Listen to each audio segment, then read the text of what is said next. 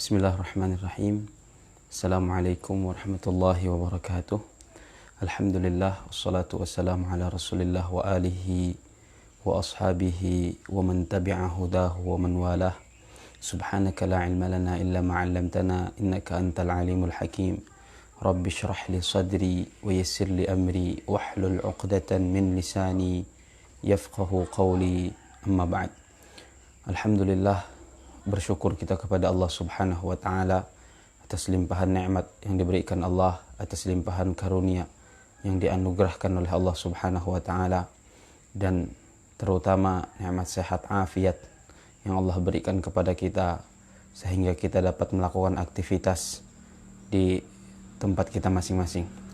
Salawat dan salam semoga senantiasa Allah curahkan, Allah limpahkan kepada kekasihnya Rasulullah Sayyidina Muhammad ibn Abdullah, kepada keluarga beliau, kepada para sahabat beliau, serta orang-orang yang senantiasa mengikuti beliau, menghidupkan sunnah-sunnah beliau sampai hari kiamat nanti. Amin ya rabbal alamin.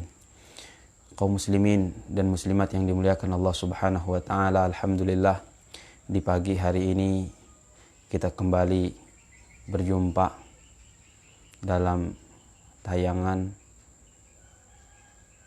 murajaah fikih puasa ini. Insyaallah beberapa menit ke depan kita akan kembali melakukan murajaah, mengulang tentang fikih puasa, karena insyaallah sebentar lagi, tidak sampai 1 bulan lagi, kita akan berjumpa dengan bulan Ramadan, bulan di mana kita diperintahkan oleh Allah Subhanahu wa taala untuk berpuasa. Kita memohon kepada Allah Subhanahu wa taala, mudah-mudahan Allah Subhanahu wa taala memanjangkan umur kita sehingga kita berjumpa dengan bulan suci Ramadan. Begitu juga kita meminta kepada Allah Subhanahu wa taala, mudah-mudahan ketika kita berjumpa dengan Ramadan nanti Allah berikan taufik kepada kita untuk memakmurkan Ramadan, untuk memanfaatkan hari-hari, memanfaatkan malam-malam di bulan Ramadan dengan melakukan ketaatan kepada Allah dan dengan melakukan amal soleh dalam rangka mendekatkan diri kepada Allah Subhanahu wa taala. Amin ya rabbal alamin. Ikhwah dan akhwat yang dimuliakan Allah Subhanahu wa taala, kita akan melanjutkan kajian kita tentang fikih puasa atau murajaah kita tentang fikih puasa. Pada pertemuan yang telah lalu kita sampai pada pembahasan hukum-hukum berpuasa. Ada puasa yang hukumnya wajib, ada puasa yang hukumnya mandub atau sunnah, ada puasa yang hukumnya makruh, ada puasa yang hukumnya haram, dan itu alhamdulillah kita sudah selesaikan. Pada pagi hari ini insyaallah kita akan masuk pada pembahasan syurut sihhatus shaum, syarat-syarat sahnya puasa. Qala al-muallif nafa'ana bihi wa bi'ulumihi fid dharaini amin. Syurutu sihhatis shaumi, syarat-syarat sahnya berpuasa. Ay idza tawaffarat hadhihi syurutu sahha shaumu wa hiya arba'atun. Syarat-syarat sah puasa ini maksudnya apabila syarat-syarat ini terpenuhi, maka puasa orang yang berpuasa itu bisa dikatakan sah. Wa hiya arba'atun. Syarat-syarat sah puasa itu ada 4. Yang pertama al-islamu. Yang pertama adalah Islam. Syarat diterimanya puasa seseorang yang pertama adalah Islam. Dia harus seorang muslim. Fayushtaratu an yakuna musliman jami'an nahar falau irtadda lahzatan wahidatan batala shaumuhu. Jadi syarat puasa yang pertama adalah Islam, berarti puasa ini tidak sah kalau dilakukan oleh non muslim, oleh orang kafir. Disyaratkan orang yang berpuasa itu harus seorang muslim sepanjang hari, dari terbit fajar awal puasa sampai tenggelam matahari, sepanjang siang itu dia harus muslim. Jadi tidak boleh, kata beliau, walau irtadda lahzatan, jikalau atau seandainya dia murtad lahzatan wahidatan, walaupun hanya sekejap, sebentar saja di dalam waktu di siang hari yang mana dia wajib berpuasa itu, dia murtad ternyata, batala shaumuhu, maka batal puasanya, puasanya tidak sah. Misalnya, kita diwajibkan oleh Allah Subhanahu wa taala berpuasa dari terbit fajar ketika tiba waktu sholat subuh sampai dengan waktu maghrib, sampai terbenam matahari, sampai tenggelam matahari. Nah, kalau ternyata orang itu murtad, keluar dari Islam misalnya 5 menit sebelum maghrib, maka puasanya batal. Jadi syaratnya dia harus muslim sepanjang waktu wajib berpuasa itu. Dari terbit fajar sampai tenggelam matahari dia harus tetap muslim. Tidak boleh dia murtad sekejap saja. Kalau dia murtad sekejap saja, walaupun hanya 1, 2, 3 menit misalnya, maka puasanya pada hari itu batal. Tidak sah dan tidak diterima oleh Allah Subhanahu wa taala. Itu yang pertama. Syarat sah puasa yang pertama adalah Islam, artinya puasa tidak diterima, tidak sah dari non-muslim. Begitu juga tidak terima, tidak sah dari seorang yang keluar dari Islam murtad, walaupun murtadnya hanya sekejap. Kemudian yang kedua, syarat sah puasa yang kedua adalah al-aqlu, berakal atau waras. Fayushtaratu an yakuna aqilan mumayyizan jami'an nahar. Disyaratkan orang yang berpuasa itu adalah orang yang berakal, dapat membedakan baik dan buruk sepanjang siang, dari terbit fajar juga sampai terbenam matahari. Sepanjang siang itu dia harus berakal. Falau junna walau lahwatan wahidatan batala saumuhu. Kalau seandainya dia gila, hilang akal, hilang warasnya, walaupun hanya sekejap, walaupun hanya sebentar, di waktu wajib berpuasa itu dari terbit fajar sampai tenggelam matahari, ternyata ada satu waktu dia hilang akal, junna, gila, bukan hilang akal dengan tidur dan lain sebagainya, tapi memang dia gila. Misalnya sebelum maghrib 10 menit gila, maka kata beliau batala saumuhu, batal puasanya, tidak sah puasanya. Jadi sepanjang hari dari terbit fajar sampai dengan tenggelam matahari dia harus waras, dia harus berakal. Kalau ternyata dari terbit fajar atau sampai terbenam matahari dia gila, maka tidak sah puasanya. Atau sekejap saja dia gila, sebentar saja dia kehilangan akal, gila, maka puasanya batal. Misalnya dia puasa, sudah niat dari tadi malam untuk berpuasa besok hari, ketika terbit fajar dia masih waras, tapi pas jam 10 ternyata gila, 1 jam gilanya sampai jam 11, maka batal puasanya. Disebabkan apa? Disebabkan hilang akal. Jadi syaratnya harus berakal sepanjang siang, karena sianglah waktu wajib untuk berpuasa. Tapi kalau gilanya cuma malam hari, kemudian pas besok harinya waras lagi sebelum terbit fajar, maka orang seperti ini tidak apa-apa puasanya tetap sah. Wa ammal ighma'u was sukru fasayati tafsiluhu fi mubtilatis shaum. Adapun pingsan kan juga hilang akal. Adapun pingsan dan mabuk, kata beliau, maka akan datang penjelasannya, akan tiba penjelasan secara rincinya itu pada pembahasan pembatal-pembatal puasa nanti insyaallah juga, kalau ada waktu dan masih diberi umur oleh Allah Subhanahu wa taala kita akan lanjutkan.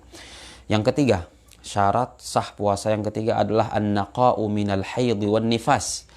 Suci, bersih dari haid dan nifas. Ini bagi perempuan. Karena laki-laki tidak bisa haid. Kalau ada laki-laki haid, aneh ini laki-lakinya. Yang ketiga, syarat sahnya puasa adalah bersih dari haid, bersih dari nifas. Perempuan tidak sedang haid, tidak sedang nifas. Itu. Fayushtaratu an takuna al-mar'atu tahiratan jami'an nahar. Disyaratkan bahwasanya seorang perempuan yang berpuasa itu suci sepanjang siang. Sepanjang siang dari terbit fajar sampai tenggelam matahari, perempuan itu suci dari haid, suci dari nifas. Maka dengan demikianlah puasanya bisa dikatakan sah. Tapi falau hadat fi akhir lahdatin, jikalau dia haid di akhir waktu minan nahar dari siang, batala saumuha, batal puasanya. Misalnya dia tadi malam sudah berniat, perempuan tadi malam atau sebelumnya, hari sebelumnya belum haid, tapi ternyata besok harinya menjelang waktu berbuka haid, maka batal puasanya. Misalnya dia tadi malam belum haid, kemudian sahur belum haid, puasa terbit fajar juga belum haid, terus sampai sore 10 menit sebelum berbuka puasa ternyata keluar darah haid perempuan itu, maka batallah puasanya dan tidak sah puasanya. Wa kadzalika law tahurat athna'ahu. Begitu juga kalau dia suci di tengah-tengah siang. Dia haid.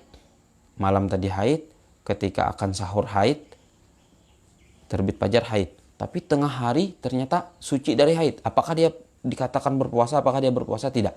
Tetap dia tidak berpuasa dan tidak sah puasanya. Maka jangan berpuasa. Kalau misalnya dia haid misalnya jam 7, lalu dia berpikir, perempuan ini berpikir, oh ini masih pagi, mungkin sudah semestinya harus suci dari sebelum fajar. Kalau dia sucinya di tengah-tengah siang, sudah terbit fajar, maka itu tidak dihitung, dan kalau dia puasa juga tidak sah puasanya. Tidak sah puasanya kalau di tengah. Walakin akan tetap al-imsak, akan tetapi disunahkan untuk perempuan yang suci di tengah-tengah waktu puasa, di tengah siang itu untuk imsak, untuk menahan dari makan dan minum seperti orang yang berpuasa pada umumnya. Jadi dia suci misalnya di tengah-tengah hari atau di tengah-tengah waktu berpuasa di siang hari, apakah dia berpuasa? Kita katakan tidak berpuasa karena tidak sah juga puasanya. Tetapi disunahkan bagi perempuan yang suci di tengah waktu berpuasa itu tadi untuk melakukan imsak. Maksudnya apa? Menahan dirinya agar tidak makan, agar tidak minum. Halnya orang yang sedang berpuasa, tetapi dia tidak berpuasa dan tidak dianggap puasa hari itu. Hanya saja disunahkan untuk menahan. Itu yang ketiga, syarat sahnya puasa. Kemudian yang keempat, al-ilmu bikaunil waqti qabilan lis-shaum. Syarat sah puasa yang keempat, dia mengetahui bahwa waktu itu boleh untuk berpuasa pada waktu itu. Dia harus tahu bahwa waktu itu memang waktu boleh dia berpuasa di waktu tersebut. Ay an ya'lama anna al-yawma alladhi yuridu an yasumahu yasihhu fihi as-shaum. Yaitu dia mengetahui bahwa hari yang dia ingin berpuasa di hari itu, bahwa hari itu sah untuk berpuasa atau sah dia berpuasa di hari itu, bi an lam yakun minal ayyam allati nuhiya 'anis siyami fiha. Sekira-kira hari tersebut tidak termasuk hari-hari yang dilarang puasa di hari-hari tersebut. Jadi yang keempat syarat sahnya puasa, dia memiliki pengetahuan tentang hari boleh atau tidaknya berpuasa. Apakah hari yang ingin dia berpuasa hari itu boleh untuk dijadikan hari berpuasa atau tidak boleh? Karena kemarin kita sudah membahas bahwa ada waktu-waktu tertentu yang makruh berpuasa, ada waktu-waktu tertentu yang haram untuk berpuasa. Nah, makanya ini pentingnya kita mengkaji atau mengulang lagi fikih puasa. Karena termasuk syarat sah puasa menurut penulis di sini, ini adalah mazhabnya Al-Imam Syafi'i. Salah satu syaratnya adalah tahu apakah hari itu boleh berpuasa atau tidak boleh. Nah, itu 4 syarat sahnya puasa seseorang yang ingin berpuasa. Kalau 4 syarat ini terpenuhi, maka insya Allah puasa akan sah, puasanya akan diterima oleh Allah Subhanahu wa ta'ala. Yang pertama Islam, kemudian berakal, kemudian bersih dari haid dan nifas, kemudian tahu bahwa waktu itu waktu boleh berpuasa atau tidak boleh berpuasa. Kemudian kita masuk ke pembahasan syarat-syarat wajib berpuasa. Kalau tadi syarat-syarat sahnya, kalau syarat-syarat itu terpenuhi, puasanya sah. Sekarang kita akan membahas syarat-syarat wajib. Apa bedanya? Syarat-syarat wajib ini adalah syarat-syarat yang kalau syarat-syarat ini terhimpun, maka orang itu wajib untuk melakukan puasa. Syurutu wujubis shaum, syarat-syarat wajibnya berpuasa. Ai idza tawaffarat hadhihi syurutu wajaba shaumu. Apabila syarat-syarat ini terpenuhi, apabila syarat-syarat ini terhimpun, terkumpul, maka wajiblah puasa bagi orang yang terkumpul padanya syarat-syarat ini. Wahya khamsatun. Syarat-syarat itu ada 5. Yang pertama al-Islam. Dia harus muslim, agamanya harus Islam. Fala yukhatabu bihil kafiru fid dunya. Tidak diperintahkan orang yang kafir, orang yang agamanya bukan Islam untuk berpuasa di dunia. Jadi orang kafir tidak wajib bagi mereka untuk berpuasa. Orang yang non muslim tidak ada kewajiban baginya untuk berpuasa. Wa ammal murtad, adapun orang yang murtad, fayajibu alaihi al-qada'u idza raja'a ila al-islam taghlidan alaihi. Adapun orang yang murtad maka wajib baginya untuk mengqadha puasa apabila dia kembali lagi ke agama Islam sebagai bentuk efek jerak untuk orang yang murtad itu. Jadi bedanya orang yang kafir dengan orang yang murtad, kalau kafir itu kafir asli, memang dari lahir dia seorang yang bukan beragama Islam. Nah, orang yang dari lahirnya bukan seseorang yang beragama Islam, dia tidak diperintahkan untuk berpuasa, dia tidak wajib untuk berpuasa, dan kalau dia memeluk Islam, dia juga tidak diperintahkan dan tidak diwajibkan untuk mengqadha puasanya. Wa ammal murtad, bedanya dengan orang yang murtad tadi, orang yang murtad ini dulu dia pernah Islam, dulu dia Islam, kemudian keluar dari Islam. Itu murtad. Nah, orang yang murtad ini, kalau dulu dia pernah Islam, kemudian murtad, kemudian masuk Islam lagi, maka dia wajib mengqadha puasa-puasa yang dia tinggalkan saat dia murtad. Kalau misalnya dia murtadnya 3 tahun, berarti 3 Ramadan dia lewati. Nah, puasa 3 tahun, 3 Ramadan yang dia lewati itu, bagi orang yang murtad wajib dia qadha ketika dia sudah masuk Islam lagi. Kenapa? Taghlidan alaihi, sebagai bentuk untuk memberikan efek jerak kepada orang murtad ini. Karena kalau kita tidak wajibkan orang murtad ini untuk mengqadha, dia bisa seenaknya keluar masuk Islam dengan dalih, dengan tujuan untuk menggugurkan kewajiban-kewajiban tertentu seperti puasa Ramadan ini. Kalau kita tidak beratkan dia dengan kewajiban mengqadha puasa ini, ketika datang Ramadan misalnya, dia tidak senang berpuasa, dia tidak mampu berpuasa, lalu dia keluar dari Islam, kemudian setelah bulan Ramadan masuk Islam lagi, tahun depannya begitu lagi. Makanya orang yang murtad beda dengan non muslim yang asli. Orang yang murtad untuk mengqadha. Kemudian yang kedua, syarat wajib berpuasa, at-taklif. Taklif, orang itu harus mukallaf. Apa catatan orang itu sudah disebut mukallaf? Ay an yakuna balighan aqilan. Orang itu sudah balik, sudah berakal.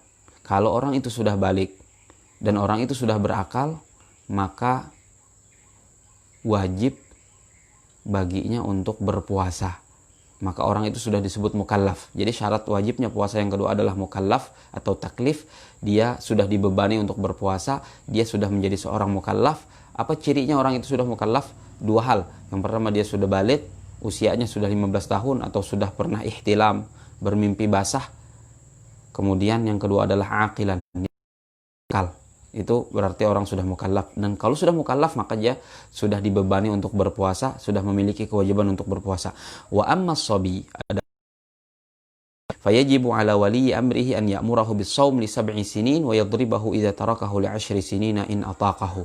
Adapun anak kecil, sebenarnya anak kecil ini tidak memiliki kewajiban berpuasa karena anak kecil belum mukallaf, karena dia belum balik dan belum berakal.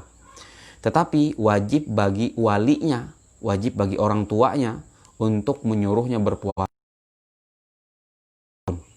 dan memukulnya kalau dia meninggalkan puasa ketika berusia 10 tahun. Tapi tentu dengan pukulan yang tidak menyakitkan, dengan pukulan yang mendidik, tidak yang meninggalkan bekas. In ataqahu, kalau dia mampu. Persis seperti sholat. Sholat, orang tuanya, walinya berkewajiban menyuruh anak-anaknya kalau sudah berusia 7 tahun untuk sholat. Kalau sudah berusia 10 tahun tidak sholat, dipukul dengan pukulan yang mendidik, pukulan yang tidak menyakiti. Begitu juga dengan puasa. Kewajiban untuk menyuruh anak-anaknya yang sudah berusia 7 tahun untuk melakukan puasa. Kalau berusia sudah 10 tahun tidak berpuasa, maka orang tuanya harus memukulnya dengan pukulan yang mendidik, pukulan yang tidak menyakiti, tapi dengan syarat anaknya memang dilihat sudah mampu berpuasa, sudah mampu untuk melakukan puasa. Itu yang kedua. Jadi yang pertama muslim, yang kedua mukallaf, syarat wajib puasa. Kemudian yang ketiga al-itaqah, ay al-qudratu alaih. Yang ketiga adalah mampu berpuasa, memiliki kemampuan untuk berpuasa. Kalau dia tidak mampu berpuasa, maka tidak wajib baginya untuk berpuasa. Wal itaqatu takunu hissan wa syar'an. Mampu itu bisa jadi secara hissi atau secara syar'i. Ada itaqah hissiyah, mampu secara zahirnya, mampu secara hissi. Kemudian ada juga mampu secara syar'i. Adapun yang pertama, mampu secara hissi itu seperti apa? Fala yajibu 'ala syaikhil harim. Tidak wajib puasa itu atas orang tua yang sudah renta. Nah, ini secara hissi. Secara bahasanya itu hissi itu orangnya secara pengerasa gitu. Dirasa-rasa, dilihat-lihat orang ini mampu atau tidak mampu. Orang yang tua dan sudah renta, sudah sangat tua, itu biasanya tidak mampu berpuasa. Nah, orang seperti ini yang sudah tua dan renta, umur misalnya 80 tahun, 90 tahun, 100 tahun, yang memang sudah tidak mampu lagi berpuasa, kalaupun dipaksa untuk berpuasa bisa jadi berbahaya bagi mereka orang-orang tua seperti ini. Fala yajibu 'ala syaikhil harim, maka tidak wajib berpuasa bagi orang yang sudah tua renta. Kenapa? Karena dia tidak memiliki kemampuan. Sedangkan mampu ini tadi adalah syarat ketiga dari syarat-syarat wajibnya berpuasa. Begitu juga wal maridul ladzi la yurja bur'uhu. Tidak wajib juga berpuasa bagi orang sakit yang tidak diharapkan lagi sembuh dari sakitnya. Sakit berkepanjangan. Sakit yang sudah divonis oleh dokter, kata dokter, orang ini tidak mungkin lagi sembuh dari sakitnya. Dan sakitnya ini menyebabkan dia tidak mampu berpuasa. Nanti akan kita bahas sakit seperti apa yang orang itu bisa meninggalkan puasa karena sakit itu. Jadi mampu secara hissi tadi, memang secara tubuhnya bugar, belum tua. Kalau sudah tua, sudah renta, umur 80, 90, 100 dan lebih dari 100 itu sudah tidak mampu berpuasa lagi, maka tidak wajib bagi orang-orang tua renta seperti ini untuk berpuasa. Begitu juga orang sakit yang tidak diharapkan kesembuhannya juga tidak wajib baginya berpuasa, dengan catatan sakitnya memang menghalangi dia dari melakukan puasa. Sakitnya memang membuat dia tidak mampu berpuasa. Kemudian yang kedua, kemampuan secara syariat, syar'i tadi, itaqah syar'iyah tadi seperti apa? Fala yajibu 'alal haid wan nufasa. Orang haid dan orang yang sedang nifas, perempuan yang sedang haid dan perempuan yang sedang nifas, itu sebenarnya kalau secara hissinya mampu, secara fisiknya mampu untuk berpuasa, tapi secara syariat dia tidak mampu. Kenapa? Karena tidak boleh berpuasa di saat sedang haid dan tidak sah juga puasanya, bahkan haram baginya untuk berpuasa.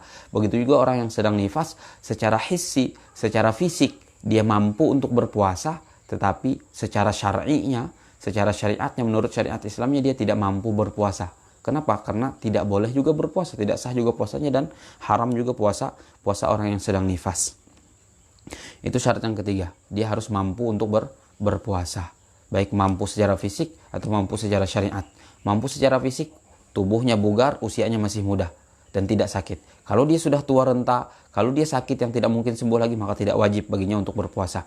Begitu juga mampu secara syar'i, dia tidak ada halangan-halangan, dia masih dalam keadaan bersih, masih dalam keadaan suci dari haid, dari nifas. Kalau orang sedang haid, orang sedang nifas, maka berarti dia sedang tidak mampu secara syar'i, maka tidak wajib baginya untuk melaksanakan puasa. Tapi orang yang haid dan nifas ini memiliki kewajiban untuk mengqadha, memiliki kewajiban untuk mengganti puasanya di luar bulan Ramadan atau di luar waktu yang ditentukan baginya untuk berpuasa itu.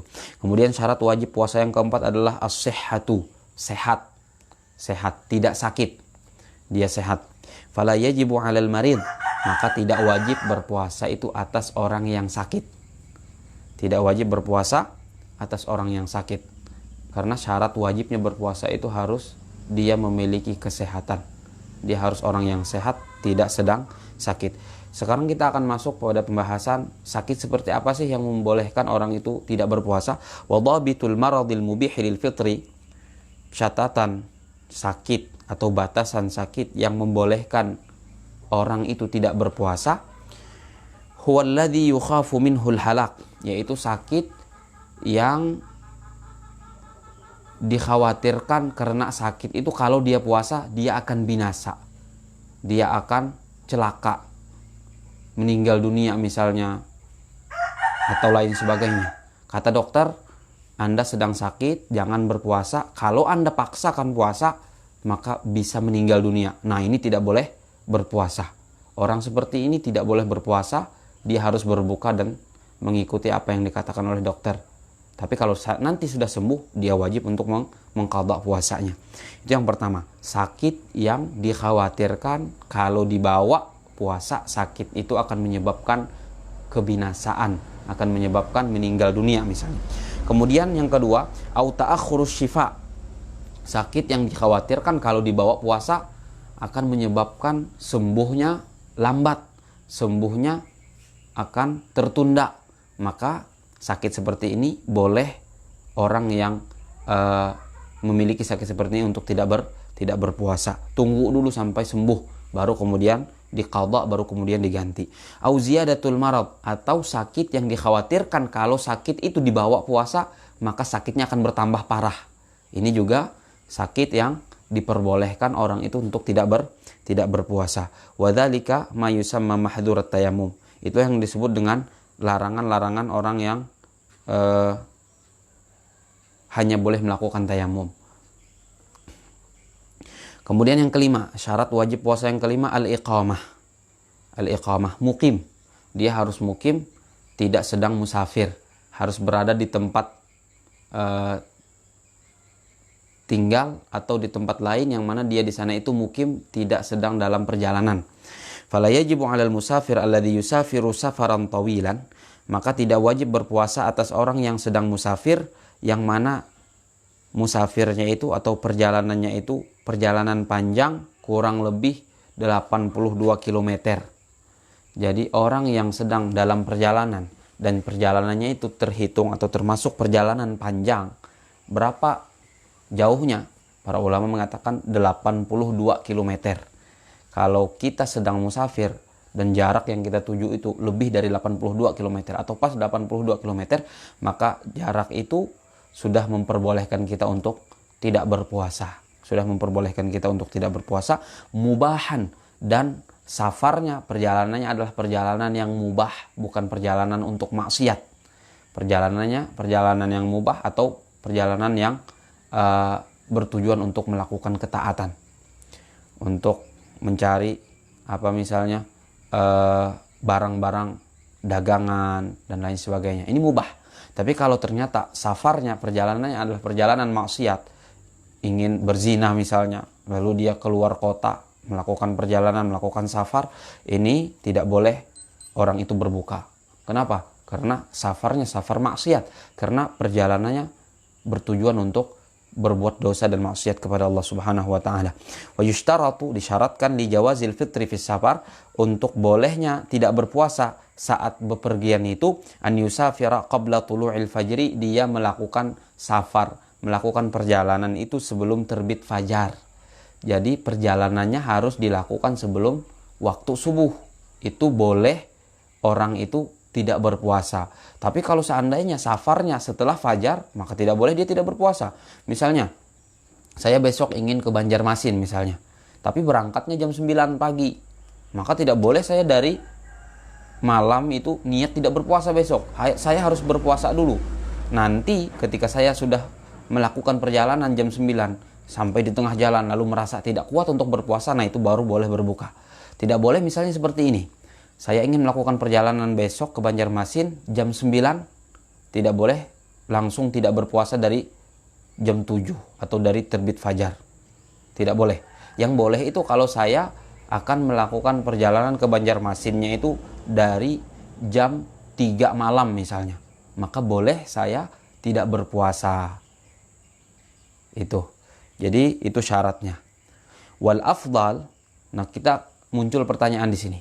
Yang mana yang lebih afdal, yang mana lebih utama bagi orang yang sedang melakukan perjalanan ini, bagi orang yang sedang tidak mukim, yang sedang dalam perjalanan, yang sedang musafir, mana yang lebih afdal? Berpuasa kah atau tidak berpuasa kah? Dalam madhab Syafi'i ternyata kata beliau, wal afdalu as-shaumu lil musafir in lam yashqa alaihi wa in syaqqa fal fitru afdal. Dalam madhab Syafi'i itu antara yang mana yang lebih afdal bagi orang yang sedang musafir, apakah puasa atau tidak puasa, lihat kondisinya. Lihat kondisinya.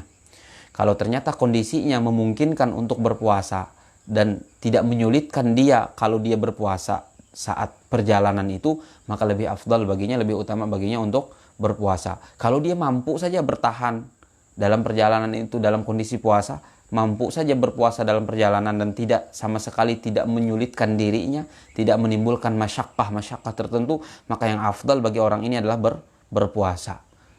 Nah, kalau sebaliknya ternyata dengan berpuasa dia mendapatkan masyakkah, dia mendapatkan kesulitan, dia mendapatkan kesukaran dalam perjalanan, muntah-muntah, mabuk, atau misalnya pusing dan lain sebagainya, ini kan masyakkah, sesuatu yang memberatkan, suatu kesulitan yang menimpa dirinya, ini menyebabkan puasa atau berbuka itu ternyata lebih afdal bagi orang seperti ini.